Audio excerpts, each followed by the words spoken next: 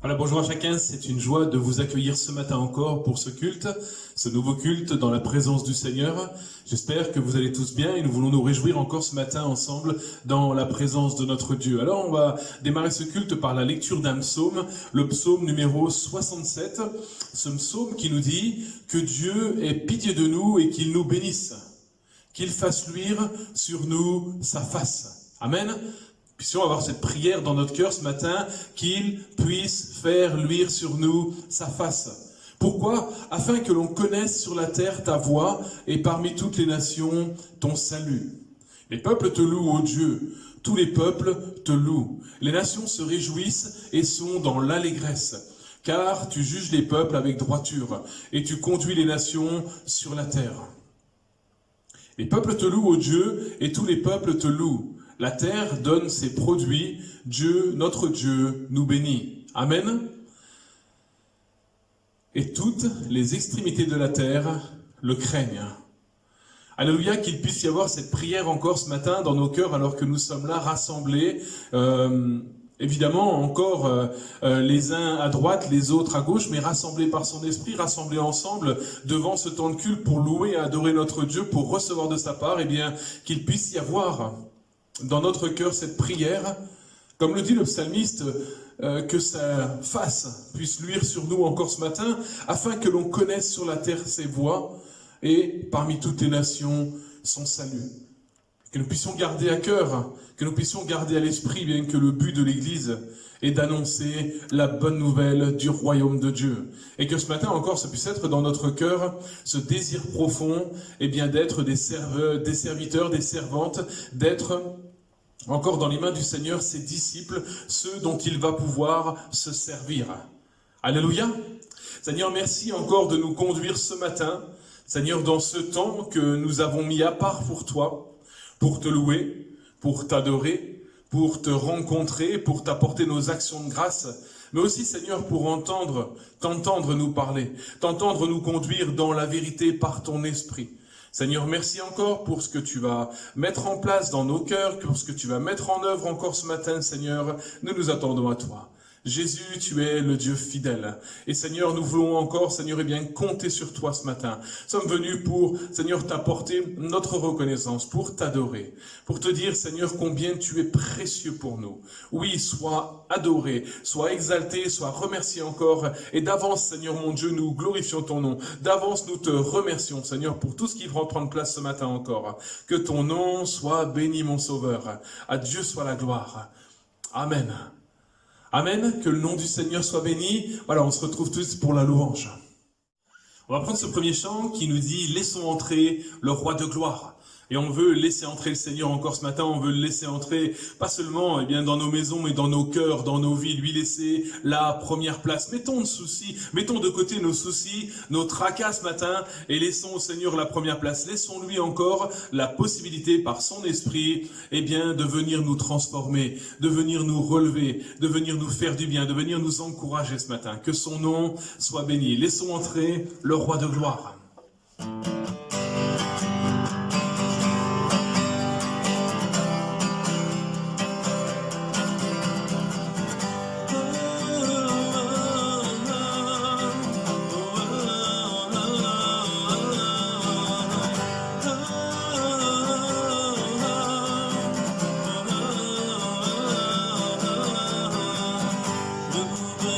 Célébrer mes dieux, nous voulons l'adorer.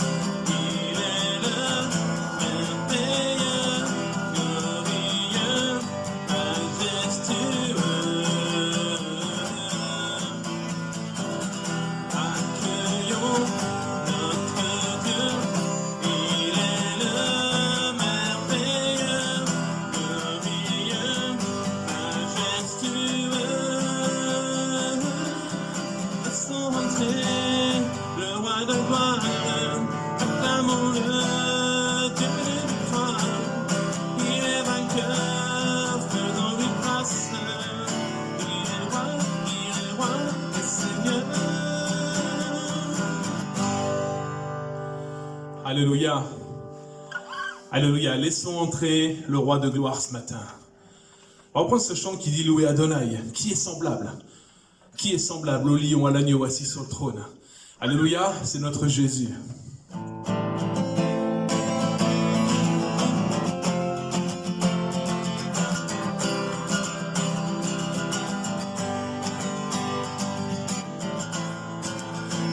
Semblable au lion à l'agneau, assis sur le trône. Les monts s'affirment, l'océan rugit devant le Seigneur. On reprend qui est semblable. Qui est semblable au lion à l'agneau, assis sur le trône.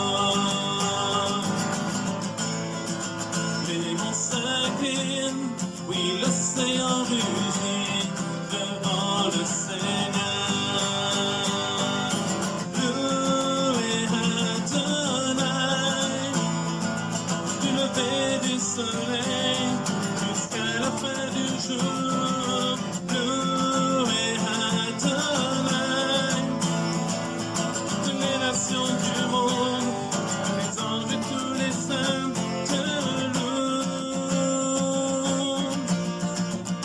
Semblable.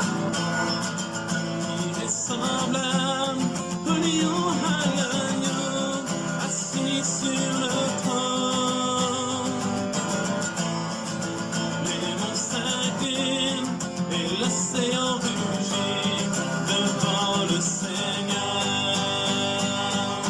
Louez Adonai, du lever du soleil jusqu'à la fin du jour. Louez Adonai, toutes les nations du monde, les anges et tous les saints te louez Adonai, du lever du soleil jusqu'à la fin du jour. Louez Adonai, toutes les nations du monde, les anges et tous les saints te louent.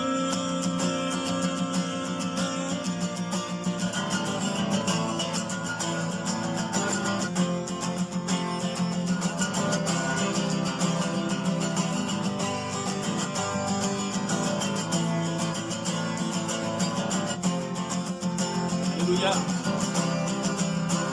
On loue Adonai ce matin. Alléluia. Louez Adonai, du lever du soleil jusqu'à la fin du jour. Louez Adonai, toutes les nations du monde, les anges et tous les saints te louent.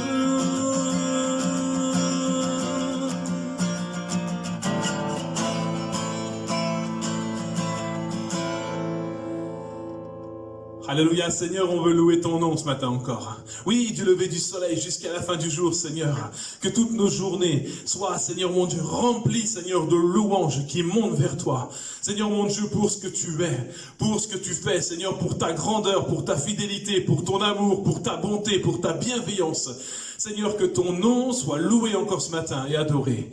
Je prie au nom de Jésus-Christ, mon Sauveur. Amen. Amen. Alléluia. Que le nom du Seigneur soit loué. On va prendre ce chant qui dit Emmanuel, Dieu avec nous.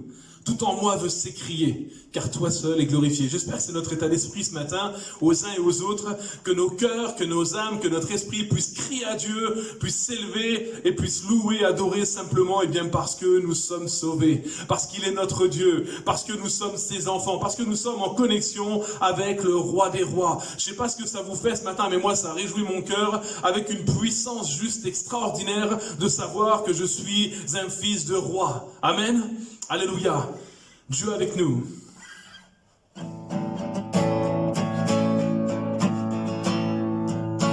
Qui est l'homme que tu te souviennes de lui? Quel est-il que tu t'occupes de lui?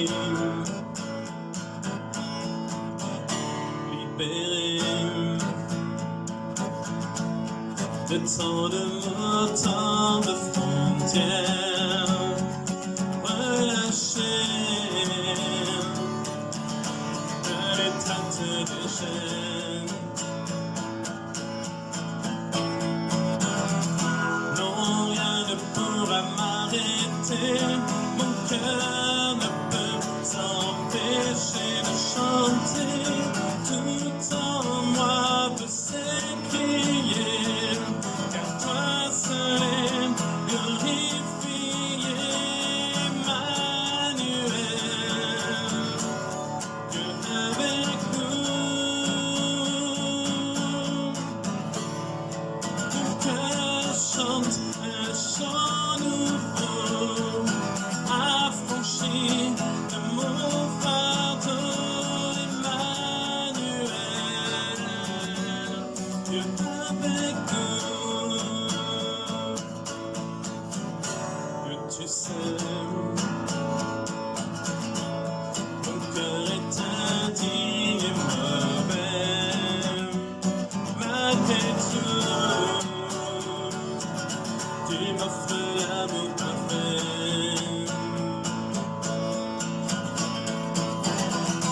Non, rien ne pourra m'arrêter, mon cœur ne peut s'empêcher de chanter, tout en moi peut s'écrier, car toi seul est glorifié, Emmanuel,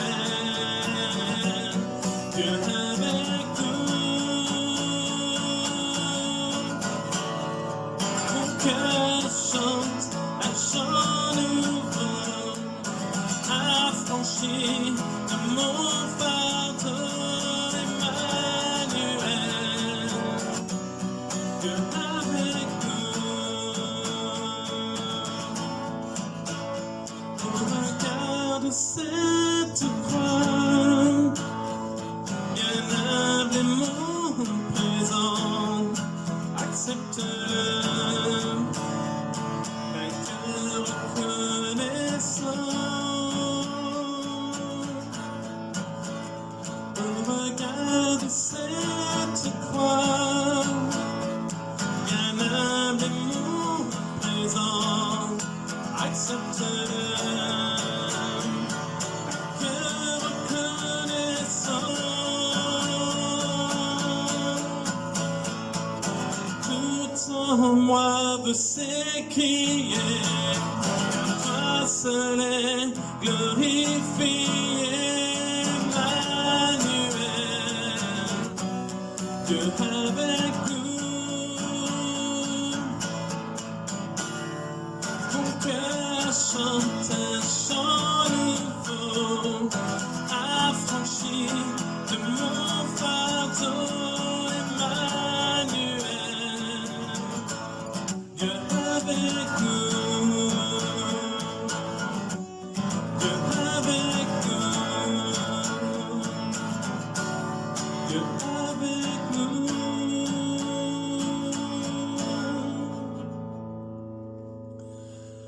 Alléluia. Merci au Seigneur parce qu'il est avec nous tous les jours. Que son nom soit glorifié. Alléluia. On va prendre encore un chant qui dit à la croix, je me prosterne. Où ton sang coula pour moi. Aucun amour n'est plus grand. Tu as gagné sur la mort. Tu as, rempli les lieux très hauts. Rien ne peut nous séparer. Alléluia, que ce chant puisse être comme une prière au Seigneur encore ce matin. À la croix, je me prosterne.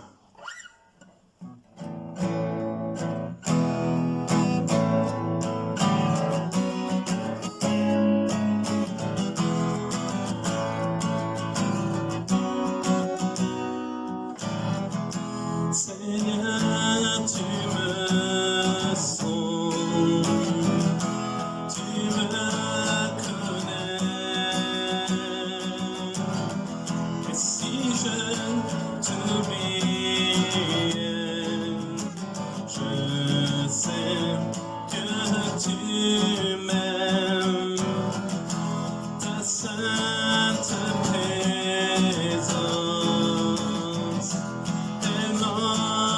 Et à chaque moment, je sais que tu m'aimes. Je sais que tu m'aimes.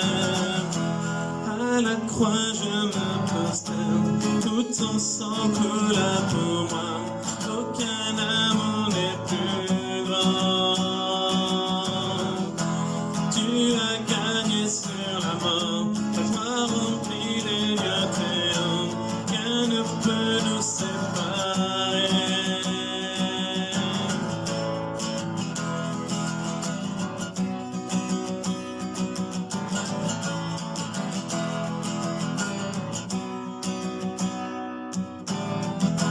Tu marches devant moi, tu gardes mes pas, et ta main me soutient. Je sais que tu m'aimes, je sais que tu m'aimes. À la croix, je me prosterne, tout ton sang coula pour moi. Aucun amour n'est plus grand. Et tu l'as gagné sur la mort, ta gloire remplit les lieux très hauts. Rien ne peut nous séparer. À la croix, je me prosterne, tout ton sang coula pour moi. Aucun amour n'est plus grand. Que tu as gagné sur la mort, ta gloire remplit les lieux très hauts. Rien ne peut nous séparer. Tu déchires le voile, tu traces le chemin, car tu as tout accompli. Tu déchires le voile, tu traces le chemin, car tu as tout accompli. Si tout s'effondrait devant mes yeux, quand la terre s'efface, je sais que tu m'aimes. Je sais que tu m'aimes. À la croix, je me prosterne, tout ton sang coula pour moi. Aucun amour n'est plus grand. Tu as gagné sur la mort, ta gloire remplit les lieux très hauts. Rien ne peut nous séparer.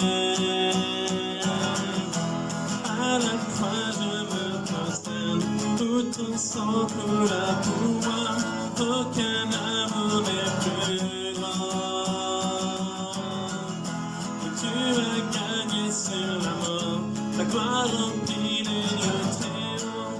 Rien ne peut nous séparer.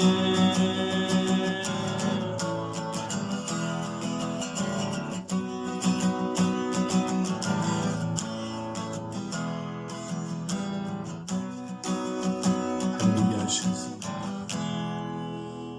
Alléluia, Sauveur. Alléluia, on est à tes pieds, Seigneur, ce matin encore. À tes pieds pour t'entendre nous parler. À tes pieds, Seigneur, pour, Seigneur mon Dieu, eh bien, te laisser encore faire dans nos vies. Oh Jésus. Jésus, que ton nom soit glorifié. Jésus, que ton règne vienne. Jésus, que ta volonté soit faite, mon Sauveur. Oui, gloire à ton saint nom, Jésus. Gloire à ton saint nom, Jésus. Alléluia.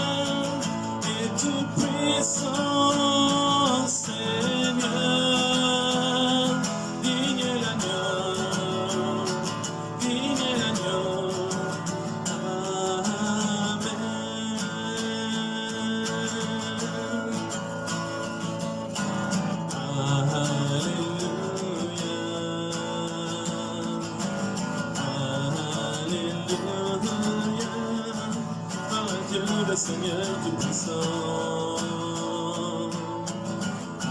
Alléluia. Alléluia. Gloire à Dieu le Seigneur Tout-Puissant. Alléluia. Tu es saint, tu es saint.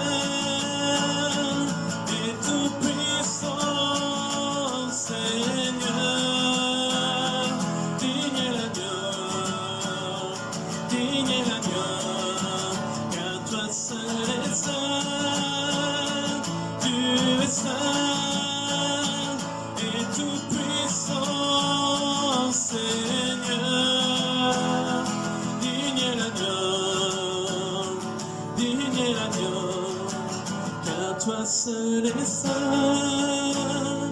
tu es saint et tout puissant, oh Seigneur,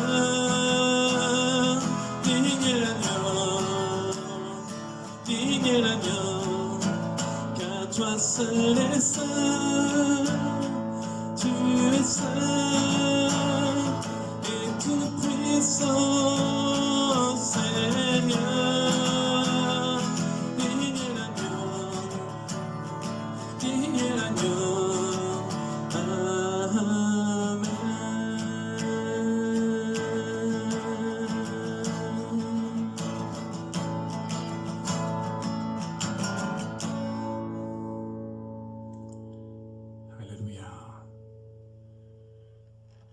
Alléluia. Amen. Je laisse maintenant toute la place. Notre frère François qui va nous conduire bien, dans ce que Dieu a mis sur son cœur. Je vous retrouve juste après. Bonjour à tous. Bienvenue. Bienvenue à Célestat, dans l'église. Ça fait longtemps que je ne suis pas venu. Depuis le 15 mars, comme vous, il n'y a plus de culte et on est content de se retrouver. Moi, je suis content d'être venu dans ce bâtiment parce que depuis le 15 mars, je n'avais pas remis les pieds dans ce bâtiment et 4 mois, c'est long. C'est long pour ne pas rencontrer les frères, les sœurs, pas se retrouver en famille. Il y a les vidéos et ça fait du bien, mais vivement la semaine prochaine. Aujourd'hui, j'aimerais vous parler d'un petit mot qu'on utilise, qu'on entend souvent ici dans nos réunions, et c'est le mot « Amen ». À l'époque où nous vivons, nous avons plein d'informations et de possibilités d'entendre de choses bonnes ou quelquefois n'importe quoi. Et il ne faut pas dire « Amen » à tout. « Amen » est à l'origine un adjectif verbal utilisé dans la Torah, dans la Bible des Hébreux, des Juifs, qui signifie « sincère et vrai ». Le verbe hébreu « am » A-M-N, veut dire être fidèle, être établi ou croire. Et Amen peut se traduire aussi oui, c'est sûr ou je suis d'accord. Amen, comme je vous le disais, est souvent utilisé dans nos églises après la lecture de la parole de Dieu, mais aussi pendant la prédication pour souligner l'écoute de ce que l'on entend et l'accord de ce que l'on entend. Amen, c'est un peu comme Alléluia, c'est un mot qui est presque universel. Dans presque toutes les langues, c'est le même mot, c'est Amen. Mais on ne peut pas dire Amen à tout. Et j'aimerais prendre quelques exemples de la parole de Dieu, des choses très faciles. Par exemple, Adam et Ève. Dans Genèse 3, on peut lire ce texte. « La femme vit que l'arbre était bon à manger et agréable à la vue, et qu'il était précieux pour ouvrir l'intelligence. Elle prit la pomme et en mangea, et en donna aussi à son mari qui était auprès d'elle, et il en mangea. Les yeux de l'un et de l'autre s'ouvrirent, ils connurent qu'ils étaient nus, et ayant cousu des feuilles de vigne, ils s'en firent des ceintures. » Avez-vous dit Amen à ce que je viens de lire? Si vous avez dit Amen, vous vous êtes trompé. Parce que ce n'est pas comme ça qu'est écrite la parole de Dieu. Il ne faut pas dire Amen à tout.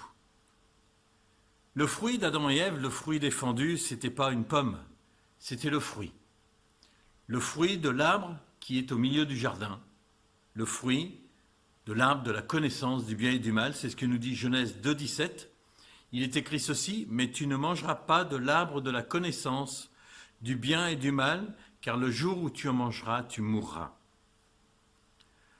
Non seulement ce n'était pas une pomme, mais Adam et Ève ne se sont pas couverts avec une feuille de vigne, mais avec des feuilles de figuier. Comment est-ce que l'on peut discuter, comment voulez-vous discuter des choses de Dieu si dès le départ on modifie ce qui est écrit? Lorsque dès le commencement on se trompe un peu, il n'est pas étonnant qu'à la fin on rate tout.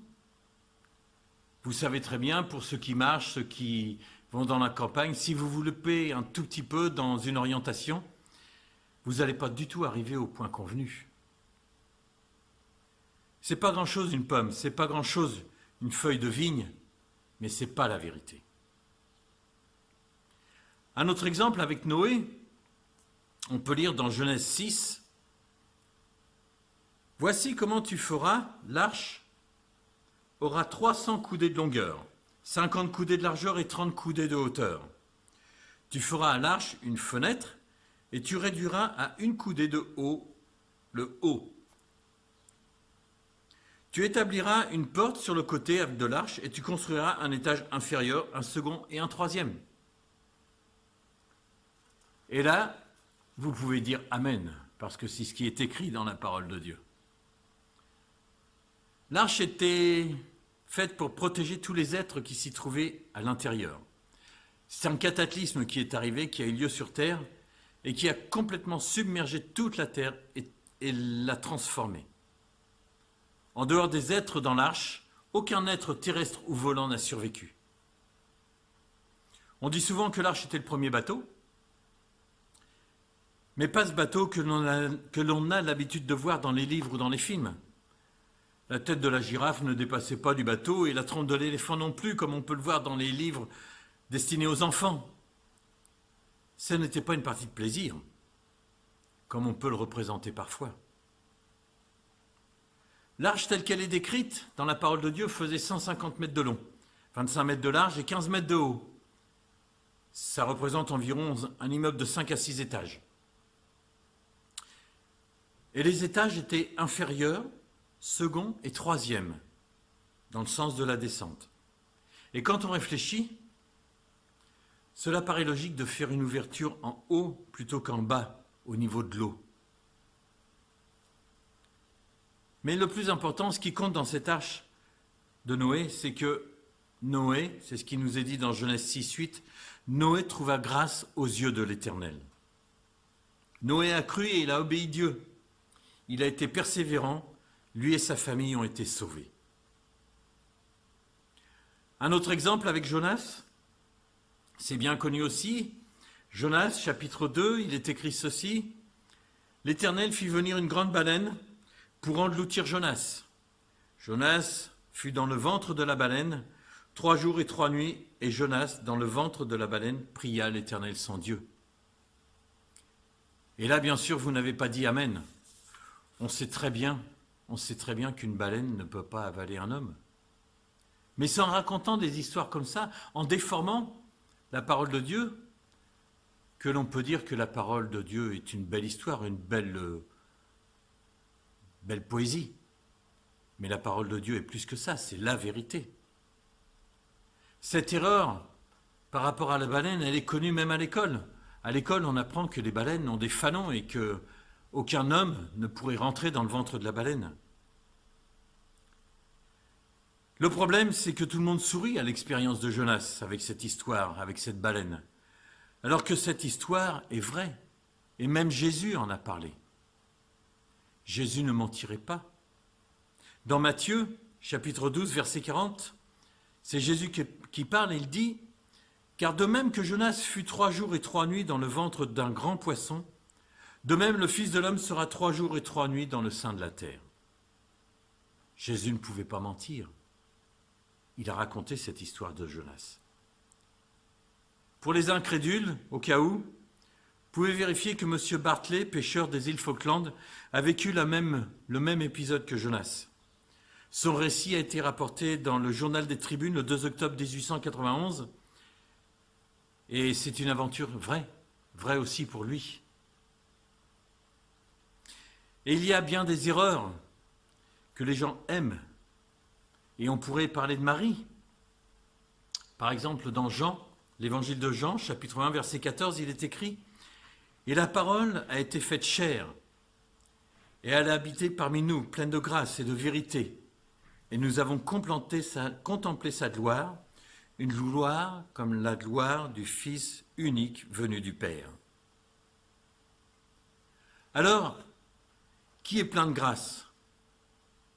Dans la parole de Dieu, c'est Jésus qui est plein de grâce. Il est venu parmi nous plein de grâce et de vérité. C'est pas Marie. Marie, Luc 1, 28 nous dit, l'ange entra chez elle et dit, je te salue, toi à qui une grâce a été faite. Une grâce a été faite de la même manière que le Seigneur peut nous faire une grâce. À Marie, il a été fait cette grâce de mettre au monde le Seigneur Jésus. C'est juste une grâce qui a été faite. C'est pas Marie qui est pleine de grâce. Luc 2, 52 nous dit, et Jésus croissait en sagesse, en stature, en grâce, devant Dieu et devant les hommes. La grâce de Jésus s'est manifestée au travers des diverses guérisons, au travers de l'amour qu'il a démontré, les bontés qu'il a manifestées auprès des malades. C'est lui qui est plein de grâce, c'est Jésus. Et puis une autre erreur aussi qu'on fait souvent et à laquelle on ne dit pas Amen, c'est Pierre qui a soi-disant reçu les clés du paradis. Mais ce n'est pas ce qui est écrit. Matthieu 16 nous dit, et c'est Jésus qui parle, « Je te donnerai les clés du royaume des cieux, et ce que tu liras sur la terre sera lié dans les cieux, ce que tu délieras sur la terre sera délié dans les cieux. » Voilà la clé. Voilà les clés du royaume, mais ce n'est pas les clés du paradis. Pierre, ce n'est pas lui qui fait le tri entre les bons et les mauvais. Ce n'est pas lui qui ouvre la porte en disant « toi c'est bien et toi c'est pas bien ». Les clés du royaume des cieux, il s'agit de quelles clés? C'est le verset que nous avons lu, le 19, qui nous dit « Ce que tu lieras sur la terre sera lié dans les cieux, et ce que tu délieras sur la terre sera délié dans les cieux. » Et il ne s'agit pas d'autre chose. La porte, c'est Jésus-Christ. Le paradis, c'est comme cette salle d'attente de ceux qui sont morts en Christ et de ceux qui ont espéré sa venue. Le larron a été avec Jésus le même jour dans le paradis. Mais Pierre n'a pas les clés du paradis. Il ne faut pas dire Amen à tout. En introduction, je vous ai lu que Amen signifiait sincère et vrai. Le verbe hébreu am veut dire être fidèle, être établi, croire. Amen, c'est aussi oui, c'est sûr, je suis d'accord. Mais Amen peut être aussi pris comme un nom propre dans la parole de Dieu. Ésaïe 65, 16 nous dit ceci. Celui qui voudra être béni dans le pays voudra l'être par le Dieu de vérité, et celui qui jugera dans le pays jugera par le Dieu de vérité. Car les anciennes souffrances sont passées, seront oubliées, elles seront cachées à mes yeux. Celui qui voudra être béni dans le pays voudra l'être par le Dieu de vérité. Si vous cherchez, vous pourrez voir que cette expression, Dieu de vérité, littéralement, c'est le Dieu Amen. Et c'est dans ce sens que Amen peut devenir un nom propre. C'est le Dieu de vérité. Vérité, c'est Amen. C'est croire. C'est être sûr. Notre Dieu est un Dieu sûr. Un Dieu fidèle. Un Dieu établi. Comme veut le dire le mot Amen. Et cette expression Dieu Amen se rapproche d'un verset de l'Écriture dans Apocalypse 3, 14 qui dit « Écrit à l'ange de l'église de Laodicée, voici ce que dit l'Amen, le témoin fidèle et véritable, le commencement de la création. » Voici ce que dit l'Amen, le témoin fidèle et véritable. C'est le nom propre. Le témoin fidèle et véritable, le commencement de la création. Tout a été fait par lui. Rien de ce qui a été fait n'a été fait sans lui. C'est ce que nous dit Colossiens 1,16. Car en lui ont été créées toutes les choses qui sont dans les cieux et sur la terre, les visibles et les invisibles, trône, dignité, domination, autorité. Tout a été créé par lui. Et qui c'est lui? Lui, c'est l'Amen, le véritable, le témoin fidèle. C'est Jésus, le Fils de Dieu. La dernière fois que le mot Amen est utilisé dans la parole de Dieu, c'est dans l'Apocalypse. Apocalypse 22, verset 20. Celui qui atteste ces choses dit « Oui, je viens bientôt. Amen. Viens, Seigneur Jésus. Que la grâce du Seigneur Jésus soit avec vous tous. » Ce Amen, le dernier de la parole de Dieu, ce Amen marque l'attention et l'écoute de ceux qui croient, de ce qui est écrit dans la parole de Dieu. Cet Amen souligne aussi l'attente et l'intérêt de ceux qui croient en Jésus, parce que c'est Jésus qui dit « Oui, j'atteste ces choses ». Cet Amen, placé à la fin du livre de l'Apocalypse, atteste que ce qui est écrit est vrai dans l'Apocalypse, mais atteste aussi toute la parole de Dieu. La parole de Dieu est la vérité. C'est lui l'Amen, c'est lui qui atteste ces choses. Cet Amen, il est dit par ceux qui aspirent, par ceux qui savent que la Bible est vraie, par ceux qui attendent le retour du Seigneur Jésus. Je viens bientôt. Amen. Viens, Seigneur Jésus. Alors, n'oublions pas qu'un mauvais départ, une petite erreur, nous éloigne de la parole et nous éloigne de la vérité. Parlons de Jésus autour de nous, mais ne parlons pas du Jésus que considèrent les hommes, mais parlons du Jésus qui est dans la parole de Dieu, du Jésus qui est décrit dans la parole de Dieu, celui qui atteste toutes ces choses. Jésus, dans Matthieu 11, 29, il dit de lui qu'il est doux et humble de cœur. Dans Jean 14, 6, Jésus dit « Je suis le chemin, la vérité, la vie. Nul ne vient au Père que par moi. » Là, vous pouvez dire Amen, parce que c'est la vérité. Lisez la Bible, elle nous fait tellement de bien. Lisez la Bible, parce que c'est la vérité. Elle est attestée par l'Amen, par le Dieu de vérité. Celui qui dit Amen, celui qui est l'Amen, certifie ces choses et nous garantit ces choses. Et il revient bientôt.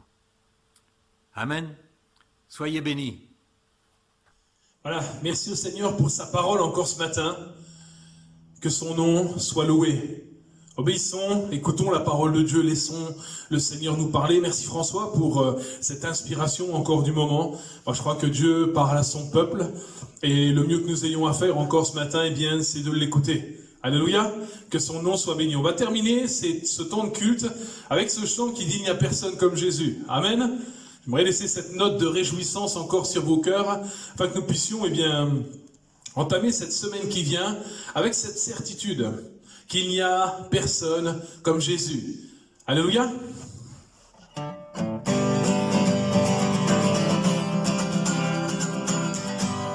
Amen, vous avez le droit de taper dans vos mains. Hein? Alléluia, on est presque déjà rassemblés. La semaine prochaine, on est ensemble. Alléluia.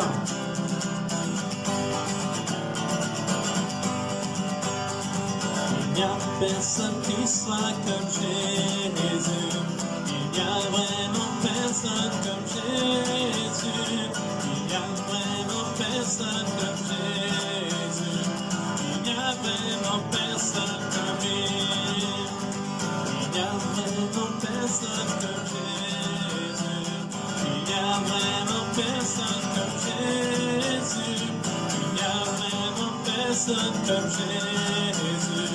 Il n'y a vraiment personne comme lui. Et j'ai marché, personne, j'ai fouillé, personne, je tourne et tourne, personne, personne, il n'y a vraiment personne comme lui. Il n'y a vraiment personne comme Jésus. Il n'y a vraiment personne comme Jésus. Il n'y a vraiment personne comme Jésus. Il n'y a vraiment personne comme lui. J'ai longtemps marché,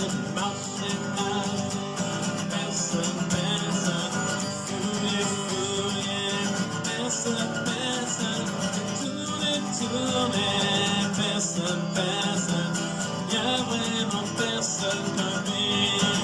Il est le Fils du Dieu vivant, venu du ciel sur la terre, parole de Dieu devenue chair, pour éclairer le monde. Je t'ai crucifié, il est ressuscité, son nom c'est Jésus, le roi des rois.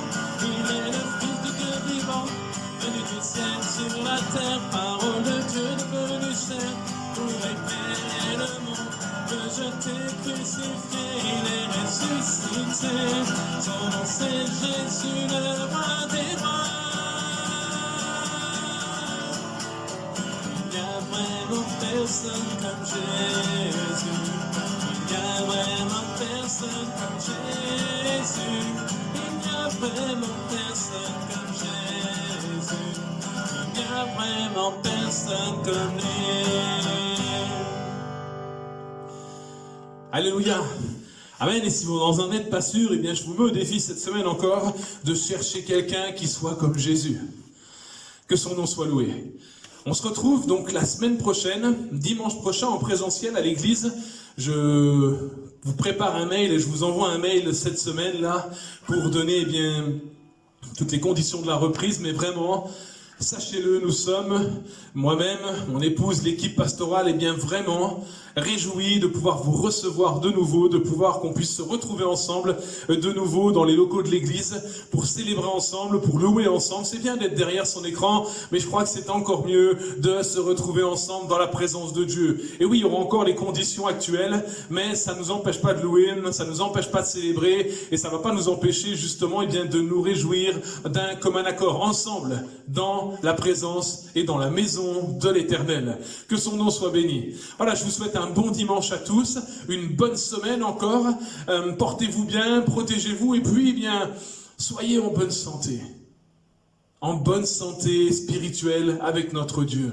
Prenez la nourriture qu'il faut. Laissons-nous encore nourrir par l'Éternel notre Dieu. Laissons-nous conduire dans toute la vérité par le Saint-Esprit. Que son nom soit loué. Bonne fin de journée à tous et à bientôt.